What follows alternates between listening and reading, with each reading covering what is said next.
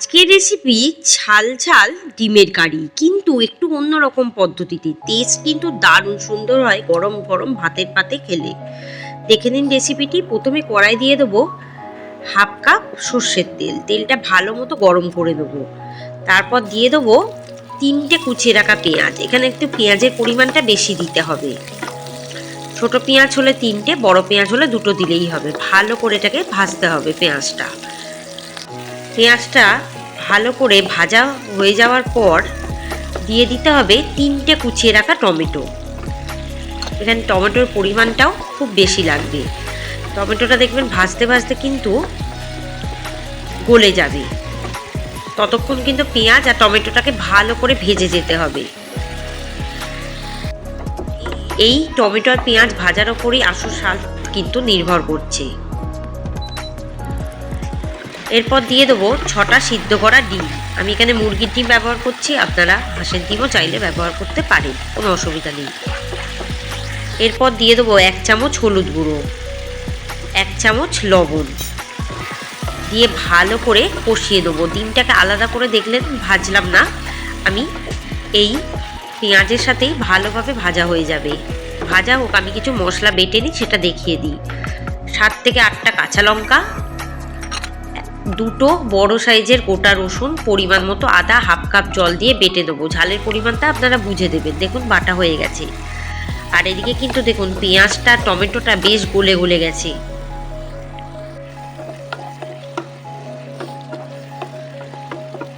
এবার ওই বাটা মশলাটা দিয়ে দেবো।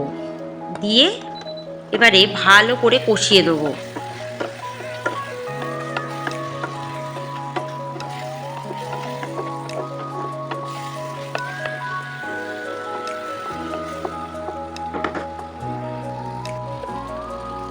ভালো করে কষানো হলে 1 চামচ চিনি ব্যবহার করব স্বাদটাকে একটু ব্যালেন্স করার জন্য।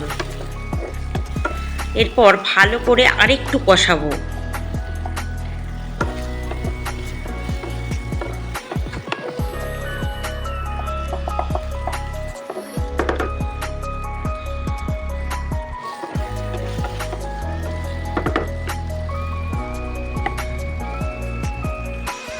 এরপর দিয়ে দেবো হাফ কাপ মশলা বাটির জল, আরও 1 কাপ ফ্রেশ জলও দিলাম।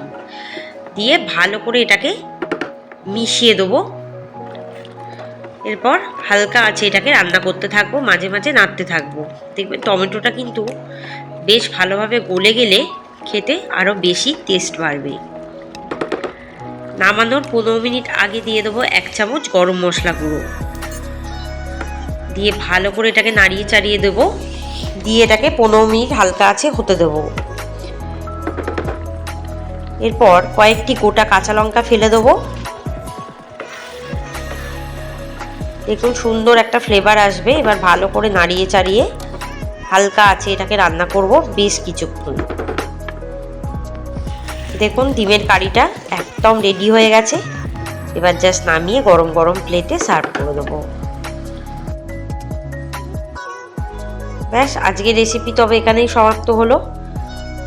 এই রেসিপিটি কিন্তু বাড়িতে বানিয়ে দেখবেন, দারুণ স্বাদ হয় এরমভাবে ডিমের কারি রান্না করলে। এটাকে ডিম পেঁয়াজিও বলে, আবার ডিমের কারিও বলে। আপনারা যে কোনো নামে রাখতে পারেন। আগামী দিনে অনেক নতুন ভালো ভালো সুন্দর সুন্দর রেসিপি নিয়ে আপনাদের কাছে হাজির হয়ে যাব, তাই আমার চ্যানেলে চোখ রাখতে ভুলবেন না। ভালো থাকবেন, সুস্থ থাকবেন, সাবধানে থাকবেন। অবশ্যই আমার চ্যানেলে চোখ রাখবেন। অনেক নতুন নতুন রেসিপি আপনাদের জন্য ওয়েট করে আছে, তাই চ্যানেলে চোখ রাখুন। বেশি দেরি না করে আমার চ্যানেলটিকে সাবস্ক্রাইব করে দিন। ধন্যবাদ।